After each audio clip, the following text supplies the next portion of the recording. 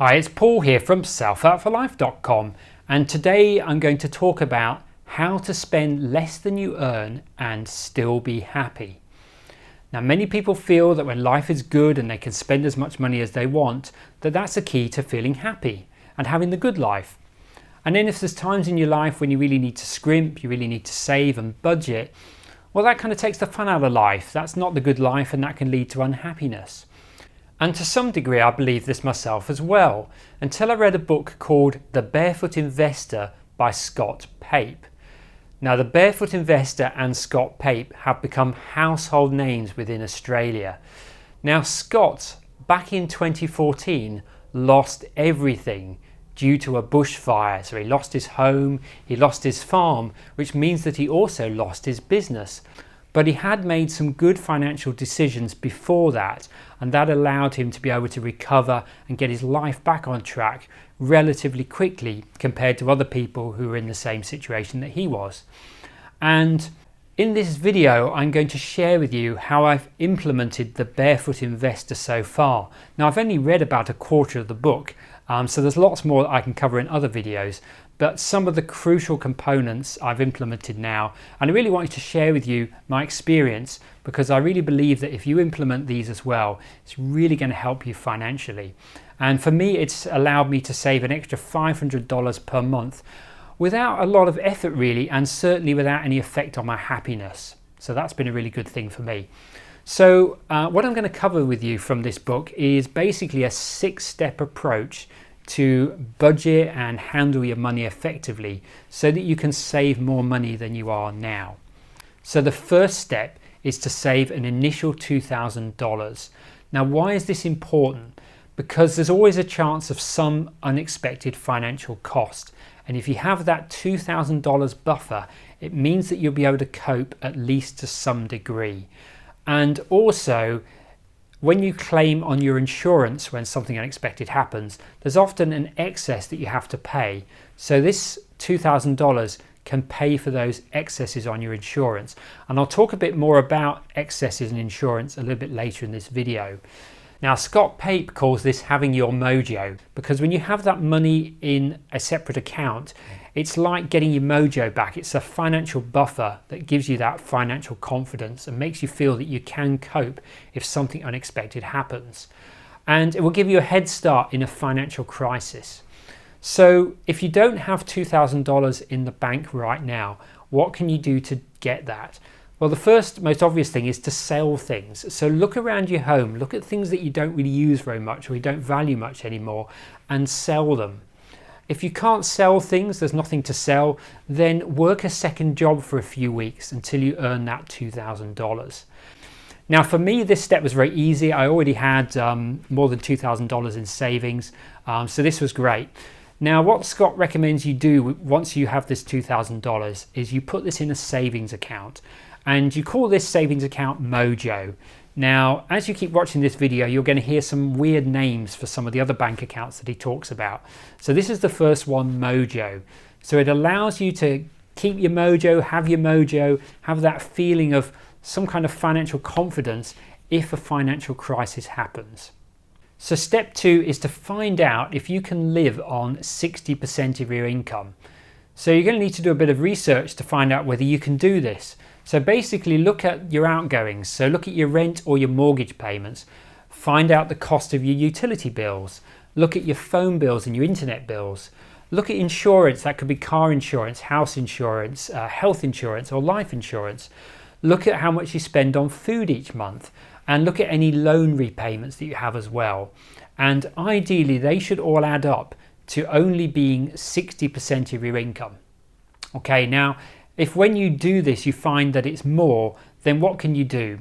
Well, you could get a second job, or you could look at getting a promotion at work, either within the company you're at, or looking at changing companies. That can often be a great way to get a pay rise. You could rent out a room where you're living to earn an income that way, or you could start some kind of part-time business. Okay, so there's a few different ways you could earn more money so that you have that 60% set aside for all these living costs. Or you could try and save some money. So you could downsize where you're living. Now, that's often easier if you're renting rather than if you bought a place. So you could move to a smaller place. You could review your monthly expenses and see if there's a few things that you could reduce or lose altogether. You could review your insurance premiums and your cover. One of the things that can often be quite an easy thing to do is to increase the excess on your insurance in return for reducing the monthly premium. So the excess is what you pay if you had to make a claim. And quite often you can increase that and you'll get then a lower monthly premium. Okay, so that can be a good way to reduce your costs, because remember now that you've got Mojo, that $2,000 sitting in that separate account that you can use to pay for excesses on your insurance. Also review the insurance itself. Here in Australia we have health insurance, and it comes with what's called extras. So we have the policy that deals with if you need to go to hospital for any reason, and then you have this other thing called extras, which gives you rebates on things like chiropractors, various therapists, personal trainers and massages and acupuncture and those kind of things. And typically, you can get say 20-25% of the cost of those back. It also covers the dentist as well. Now, one of the things I worked out, and this was something that's recommended as well, is look at how much you claim back for those services in the course of a year, and then look at how much you're paying in extras. And what I found, I was paying more for the extras cover than I was actually claiming back. So it just didn't make sense to continue that. So I was able to drop that, and that helped me save some money. And the other thing is look at bank fees. Okay, now I'm going to talk about these a bit more in a moment, but if you're paying bank fees, you probably don't need to. And as I say, I'm going to cover that a bit more in a moment. Now for me, so I'm going to give you some personal experience here. I found it fairly easy to live on 60% of my income. Now, my income does fluctuate from month to month because, my business as a hypnotherapist means that I have good months and bad months. But most of the time, for the last 3 months that I've been doing this, I've been able to live on 60% of my income, and that's been great. And I also reviewed my health insurance, changed companies with that, reviewed the internet as well to see if we could make any savings there. Now, what you're probably curious to know now is what happens with the other 40%. So if we're going to live on 60% of our income, well, what happens to the other 40%? Well, keep watching because you're going to be interested, and I think you're going to like what you're going to hear. So step 3 is to find a bank with no fees. Now, when I lived in the UK, free banking was the normal. But when I moved to Australia, and this might be the case where you live as well, it was quite normal to pay $5 a month for running a current account. Okay, and also quite common to pay an annual fee on credit cards as well. And here in Australia until quite recently, and this might be the case where you live, if you use another bank's ATM machines, you pay a surcharge on that as well. So the first step is to find a bank that doesn't charge those fees. Now, another thing to watch as well is international transaction fees. So I assumed it was normal that when I was traveling in another country, or maybe even buying things online, that I would pay some kind of surcharge on my credit or debit card when I purchase those items. And one thing that Scott Pape says in the Barefoot Investor book is that you shouldn't be paying these. There are banks that will refund or not charge international transaction fees. Now here in Australia, the bank that does that is ING.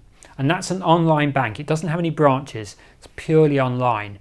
And when you're looking at this yourself, so what I encourage you to do is to do some research. If you're paying any kind of fees, including international transaction fees, do some shopping around to see if you can find a bank that refunds those or doesn't charge those in the first place. So when you're doing that, look at an online bank first. Online banks, these are ones that don't have any physical branches, are generally best because their costs are lower, so they can pass on more of those costs to you, the consumer. So shop around, look for online banks and see if you can find one in your country that has no bank fees and also refunds any international transaction fees. So that's your challenge, to see if you can find a bank that does that. So once you've found a bank that charges no fees, or maybe your existing bank doesn't, which means you can just stick with that for now, you're going to want to open 2 current accounts. So if you're using your existing current account, you'll need to open a second one. Okay, but I'm assuming here that you've changed banks and you're going to open 2 new bank accounts.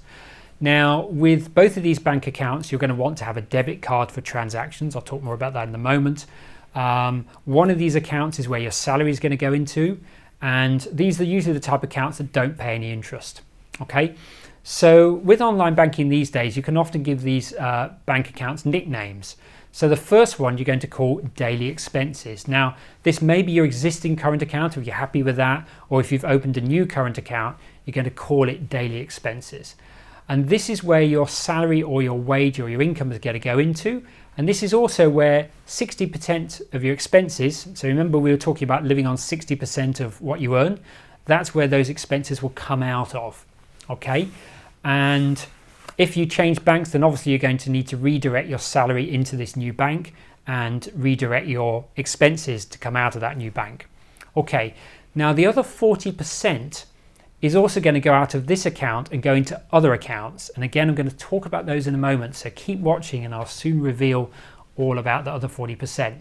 Now, the other tip, which really helps, is to pay for everything on a debit card. Okay, now I was paying cash for a lot of little things like coffees and lunches beforehand. Now I'm paying for everything by card. Okay, why is that a really good idea? Because it's much easier then to look at your statements and keep track of what you're spending your money on. Okay, so I highly recommend that you start paying for everything using your debit card. So the second current account that you're going to open is going to be called Splurge. So you can see the names are starting to get a little bit weirder as we go through this video. Now, Splurge is for guilt-free spending on fun things. So fun things will be typically things like eating out, drinks at the pub, massages, maybe buying books, CDs or DVDs. It would also be your Netflix subscription or your Spotify subscription. So it's basically those fun things that make life enjoyable and fun, okay? They're not essential, you could manage without them, but they are certainly the things that put a smile on your face and make you feel happy. And the key here is that it's guilt-free spending. So the current account you're going to open is also going to have a debit card. And what you're going to put in here, and this is a recommended guideline, is 10% of your income. Okay, could be less, could be more, but I put in 10% of what I earn into this separate current account, which I call Splurge. And again, if you have online banking, you should be able to use nicknames and call this account Splurge. Now, with this account, I also recommend that ideally all transactions are done using the debit card for this account. So you'll have two debit cards, one for daily expenses and another one for Splurge. Okay. So that's really important. Now, occasionally you might need to use cash, maybe to buy drinks at the pub, something like that. So typically, if I do need to get cash out of an ATM, I typically get it out of my Splurge account. But this really depends on how it works for you. But typically now I try and use the debit card for everything. I think it's now over a month since I last actually drew cash from an ATM.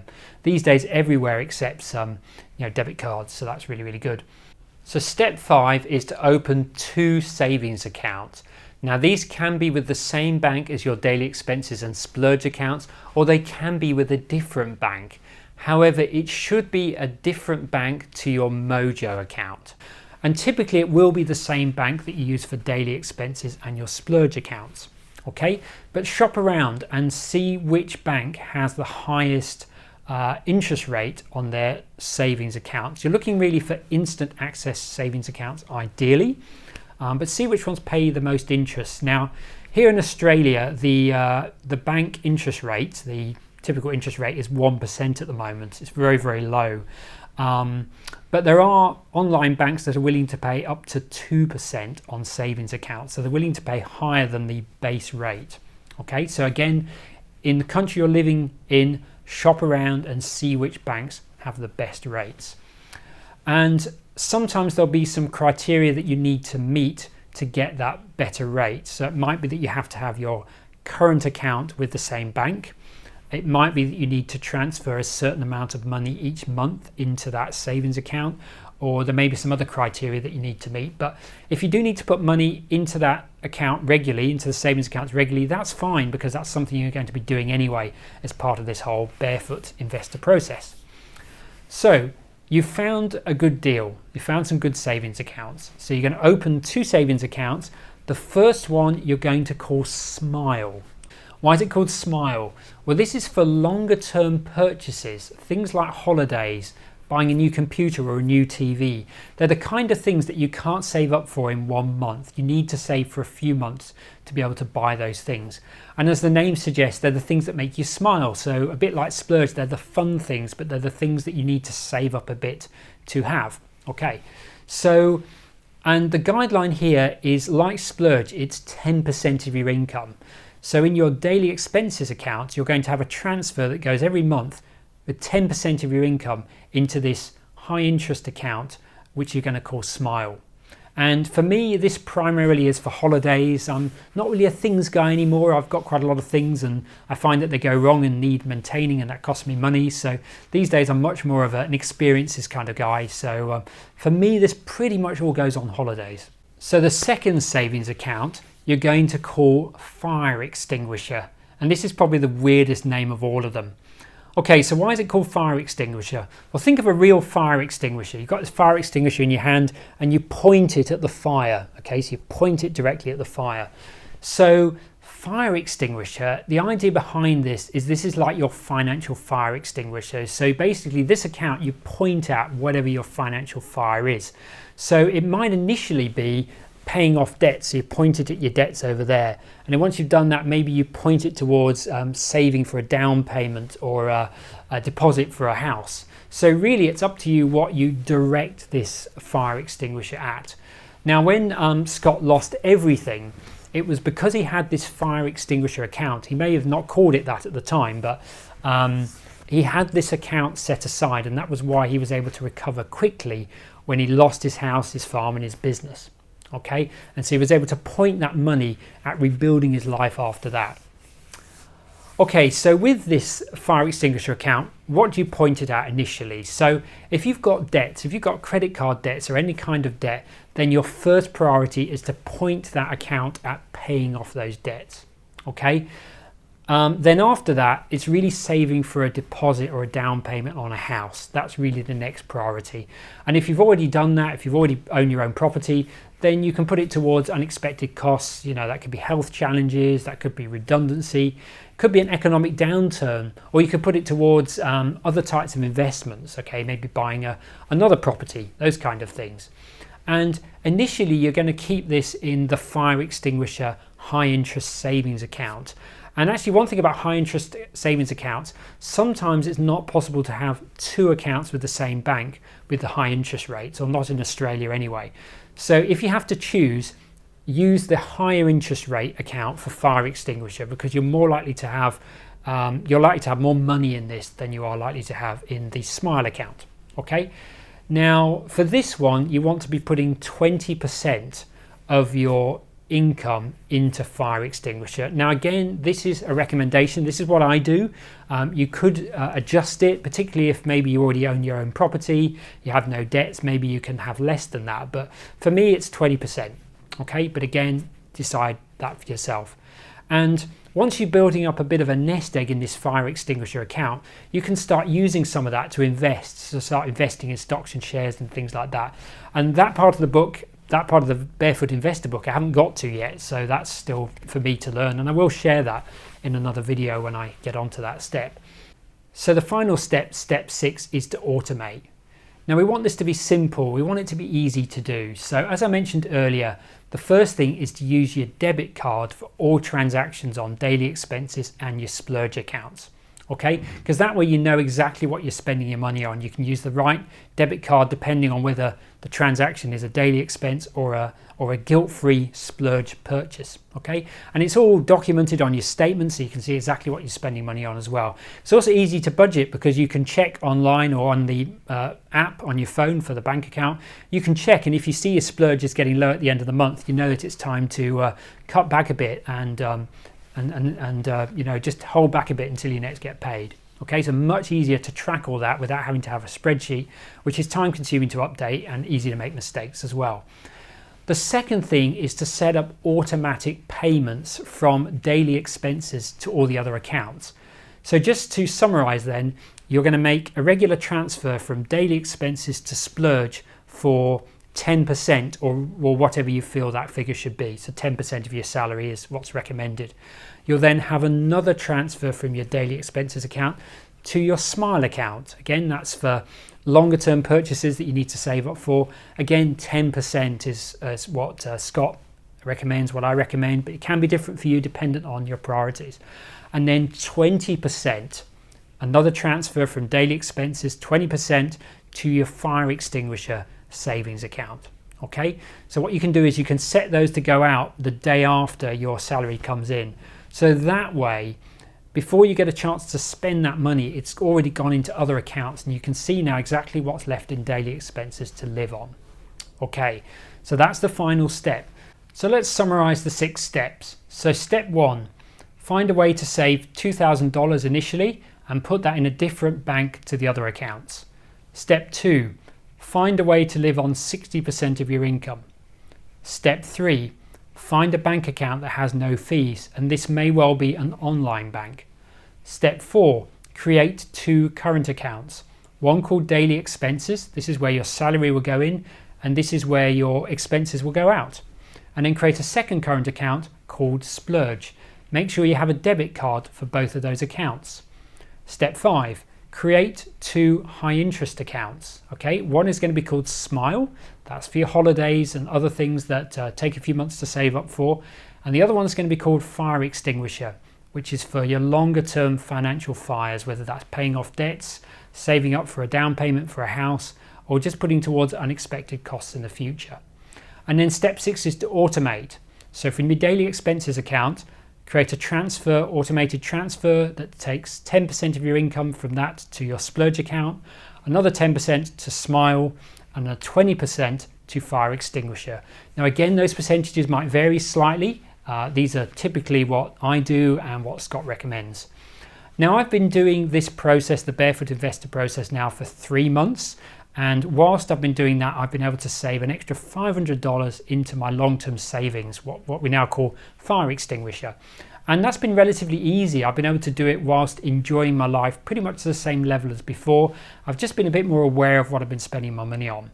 So I've been really finding this useful. It's helping me feel more confident now about my longer term financial future. So I highly recommend that you check out this book. It's called The Barefoot Investor. It's by Scott Pape. I'll leave a link to the book in the description below this video, and especially if you live in Australia, I know you'll find it really, really valuable. Now the examples are Australian based, so the banks he talks about, the insurances he talks about are all Australian based typically, but if you live in another country, the principles are exactly the same. You just need to do a bit of your own research to find the best banks and some of the best policies for other things like insurance. So the principles will work anywhere in the world. So do go and check out the book, I highly recommend it. And I hope you found this video useful. If you did, please give it a like, please give it a thumbs up, and do leave a comment below. I'd love to hear what you think. And if you haven't already, do subscribe to this channel and click the bell notification as well. That way you will always be notified whenever I release future videos. And do go and check out my website, that is selfhelpforlife.com. On there you will find the written versions to many of these videos, also a link to my podcast and social media as well. So I'd like to thank you for taking the time to watch this video, and I look forward to sharing more great content with you very soon. Bye for now.